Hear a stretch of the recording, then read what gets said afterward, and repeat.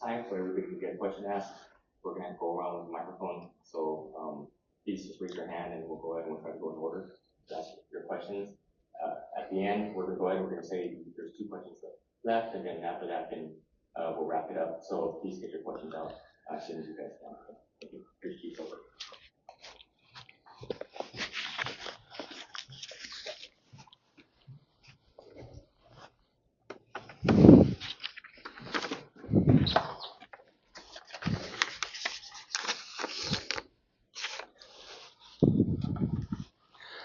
Good afternoon. Thank you for being here. Mike Solberg, Chief of Police with Gilbert Police Department. As we've done over the last 5 weeks, we're going to provide you with updates about our teen violence investigations, our group teen violence investigations. Today, we will be going over a new investigation and 3 additional cases that are active. We want to again thank the community for the assistance they provided us with information, tips, and leads on these cases, on all of our cases. And again, thank you to the media for helping us share that information so that we can bring justice to all of our victims. Excuse me. We will be going over videos. Last week we showed you some still photos. This week we want to show you some videos and some photos. I'll walk through those with you in a minute. I want to reiterate that what the county attorney has said and I have said before is that we need to do thorough investigations. We need to present our cases to the county attorney so that they can make the decision to proceed with charges. So this is part of that process of making sure that we have all of the information, part of which is identifying individuals involved. And that is what our focus is today, is focusing on individuals that we need to identify. So with that, we are going to go into our first video. In this video, this is, as I mentioned, a new investigation. We know who the 2 individuals are outside of the vehicle that are, as you can see, hitting this individual inside the vehicle. We need assistance in identifying the 2 individuals inside the vehicle. So again, why don't you play it one more time since it just shows them real briefly. So the individuals outside, we know who they are. Inside the vehicle, we need to know who these 2 individuals are. You can see that subject being hit several times. And then as they try to open the vehicle, the driver drives away. Go ahead to the still photos. And in the photos, it's a blown up photo of the 2 individuals inside the vehicle. So you can see both of the individuals. We need to talk to them, interview them, and identify them. So if you have any information on this case, please contact us. As stated, we do know who the individuals are outside of the vehicle. We need to identify the 2 that are inside the vehicle. All of the videos and photos that I'm talking about today will be uploaded on our teen violence website. The photos are already there. We're working on a technical glitch on getting the videos up there, but we will get them up there today. The next investigation involves one we talked about last week with our parking garage. In this incident, we need to identify the subject that is on the ground. We've identified everyone else. You can see him being lifted up, and this is just a short video. Go ahead and play it one more time. The individual on the ground is the one we're trying to identify. And that's the one we shared the photos of last week. And go ahead to the photos. We've identified the subject that is above him. And then on the ground on the second photo, we need to identify the individual that is being held. The third case that we're going to talk about is an incident, and you can go ahead and play it because it's kind of long. I'll talk over it. This is an incident that happened on the side of the road near Freestone Parkway and Guadalupe Road. We know who the 2 individuals are that are attacking the subject. The individual on the ground is who we need to identify.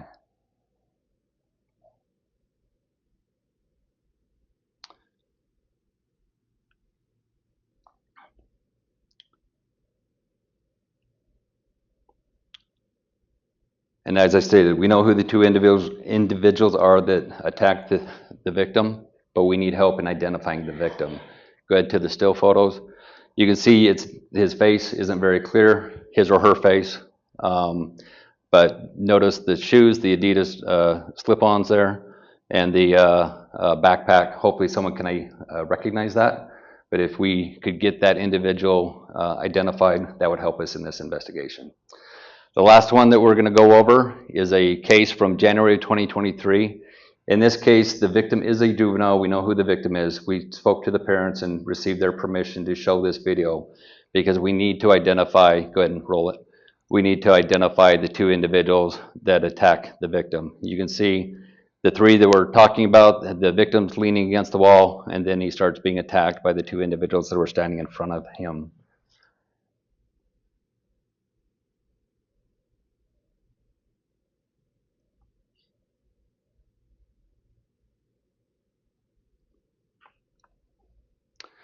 The still photos, we highlighted the two on the right there. Those are the two individuals we're trying to identify. So if anyone has any information about that case or any of the other investigations that we just talked about, or any other investigation that we did not just talk about, please continue to contact the Gilbert Police Department and through our tip line or through our dispatch. Just to wrap up, these photos are already on the website, and we are working on getting the videos loaded onto the website as well. As a reminder, since February of 2022, we have made 40 arrests regarding group teen violence cases. We currently now have 12 investigations. If you recall, last week we were at 10. That first video brought us up to 11, and then the reactivated case from the garage where we talked to the parents, got permission to share that video, that brought us up to 12. We continue to ask, as I just mentioned, the community's help in identifying not only the individuals involved in these videos, but if there's any additional information that they have on any crimes, to please contact the Gilbert Police Department. We want to thank you for being here and helping us share that message. Last week, I mentioned that the teen violence subcommittee was going to be on the 21st. However, I want to make sure everyone got the notice that that has changed. Our next teen subcommittee meeting is on Monday, the 26th, from 6 to 8 p.m. at the Southeast Regional Library. And with that, I'll take any questions you may have. Chief. One second. Thank you. Since the beginning of the year, how many new cases have you guys gotten?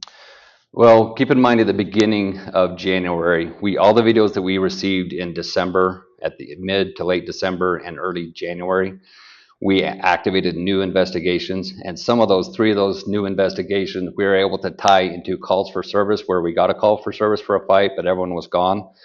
So I don't have the exact number that we've had from that, but since we first talked about after those initial video cases that came in December and in January, we've had the one case at Val Vista, just south of Val Vista Lakes area in the park that would happen, I believe, January 27th. And then the investigation on that first video that we showed you, that is another new investigation. We're still trying to identify that part of the question. Two is, when did that occur? Like I said, we know who the individuals outside the vehicle are. We need to know who the individuals inside are. I just have a clarifying question about the videos, and then if I can get to my actual question. So you said you're still working to figure out when the first video, and the third video. Do you know approximately when or where either of those? So the first video, we believe it was around mid-August. We have a date stamp, but we're trying to verify when it actually occurred. And what was the second one? And do you know where? We believe it's in the In-N-Out parking lot, but we're not positive on that. And then the third video, in which you're trying to identify the victim, I believe you said Freestone Parkway and Guadalupe. Do you know when, approximately? I'm trying to remember the date on that. We'll get that date to you. Okay. It was last summer, I believe, Okay. but I don't have the exact date. And then my question for you is, we've gone into a couple of stores in the East Valley that sell brass knuckles, just to kind of see what the experience is like, how accessible they are. And we found that in a couple of cases, they actually brand and package the brass knuckles as heavy-duty belt buckles. Curious to get your response to that branding. It's a free market. Weapons like that, brass knuckles, whether they're part of a belt buckle or just sold as brass knuckles, that's the market bears that out on what they want to sell. My stance to that, as we've talked about before, of banning those, we are in support of that bill, which would ban those. And so the way that bill was written, that would include a belt buckle that could be used as brass knuckles, so that should still be included based on my interpretation of the legislative proposal.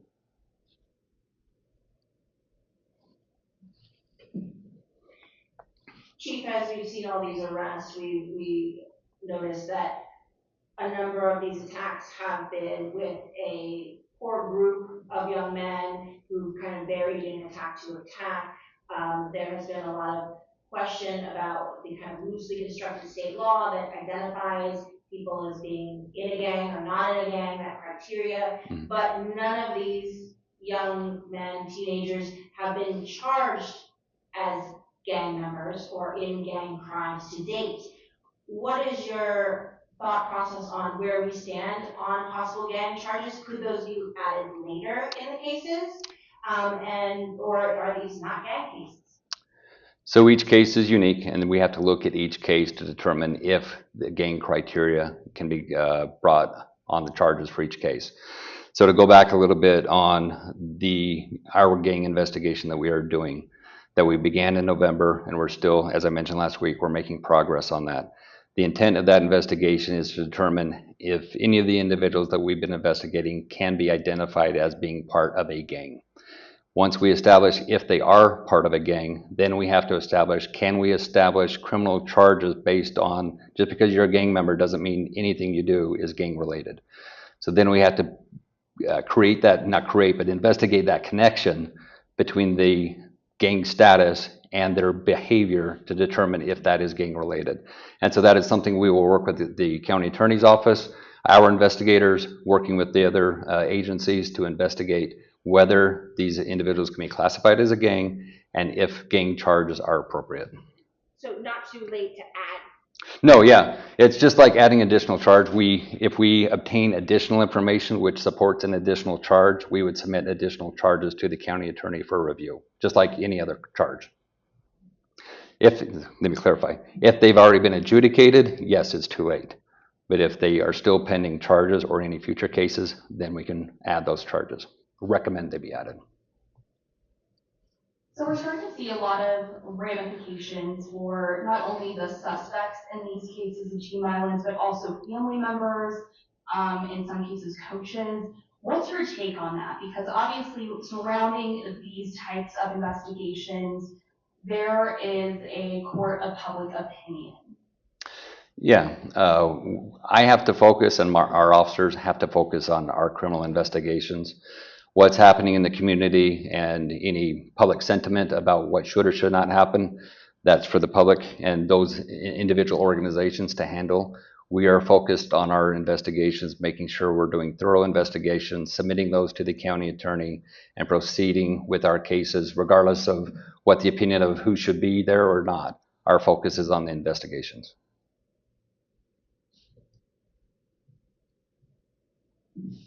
Hello, Alana with the Arizona Republic. One of the lawsuits the first one from last week, alleges, and it's talking about August Jack, it talks about a couple of individuals that have not been arrested in that case. So I'm wondering if I don't think it is because it's not part of the active investigations now, but is that case going to be reactivated, or have all suspects been, or potential people been interviewed? Can you specify which case? The August 18th. Okay. Attack. So we have identified and charged all the individuals that we believe are involved, but that does not mean that if we obtain additional information that we could not reopen the case and charge additional. Just like any case, whether it's cleared arrest, inactivated, or cleared by an arrest, if facts change, we have additional information, we can always reopen a case. So if we receive additional information, we can always reopen the case. That case specifically is currently closed by arrest. As I mentioned, we made 6 arrests, but if we receive additional information, we will reopen the case and pursue charges.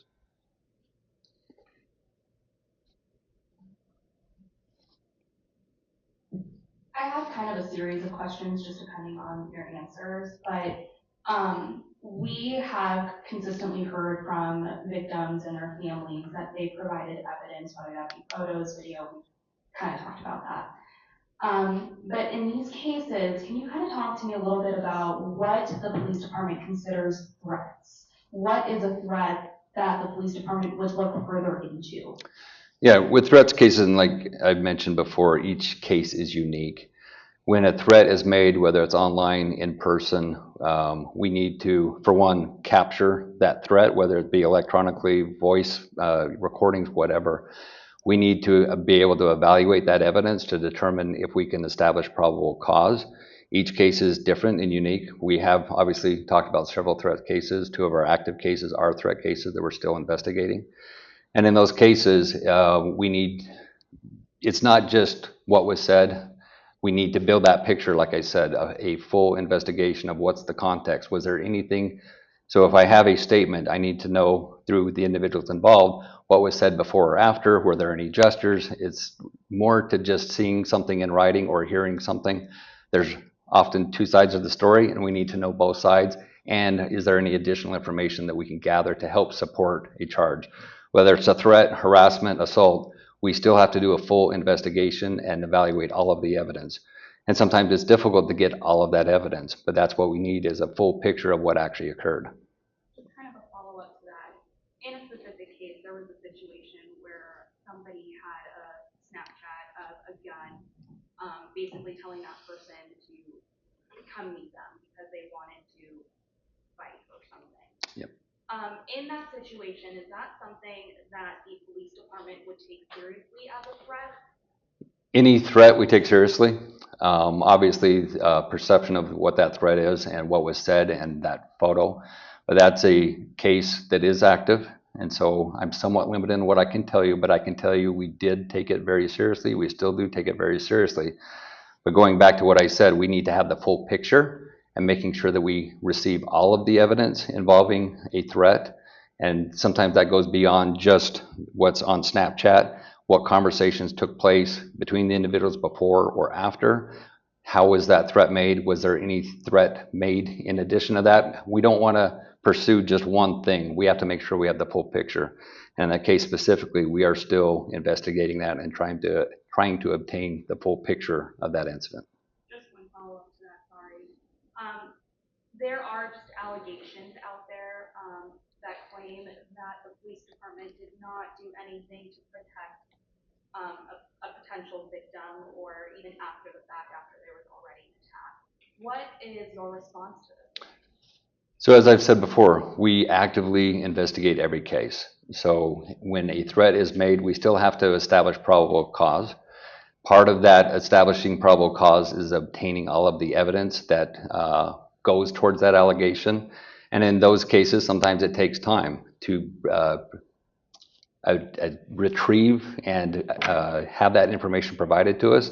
And then once we do, we have to make sure we still have all of the information. And so as that information comes into us, we evaluate it. Do we have enough to establish probable cause to make an arrest? So by not making an arrest that night or the next day does not mean that we did not take that or any other case seriously. We take every case seriously and we actively investigate each one, but we have to do a thorough investigation. Thank you. Hi, Chief Solberg. Pavel Novostolos from KTR News. I know we're awaiting a lot of final details on these investigations, but I wanted to ask if you can give us any insight into any consistent factors that make up these cases, any sort of commonalities that the police department is identifying in these variety of cases? Some of those similarities will come out when we do the gang investigation, when we talk to you about that case and what the findings are from that. But as you've seen in these videos, and we've talked about it in the past as well, that some of these have been random, that it's just someone walking through a parking lot and they get targeted for some reason. In other cases, they know each other, they have a beef with each other for one reason or another. Regardless of what that beef is, that does not justify anyone being assaulted.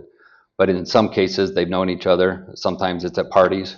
Sometimes it's just when they're hanging out at different locations. So each case is unique, as you've heard me say, and the circumstances of each one is different. But that is what we're trying to, in our gang investigation, determine if we can classify these individuals as a gang, what commonalities and similar characteristics, not only in their behavior, but then how does that tie into all of our cases, and then looking a step beyond to the cases of other agencies, Mesa, Chandler, Queen Creek, Pinal County. Do we have any more questions?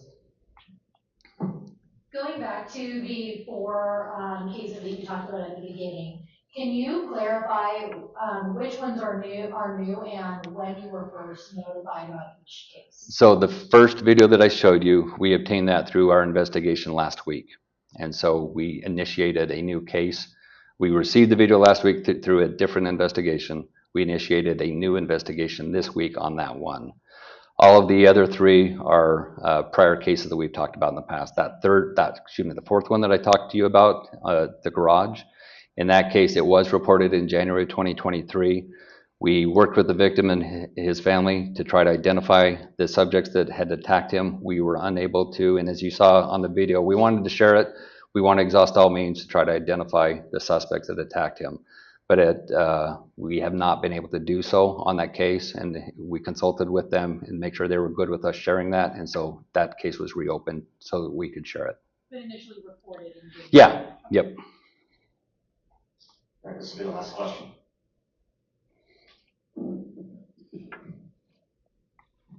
Chief, in regards to Riggs Elementary yesterday,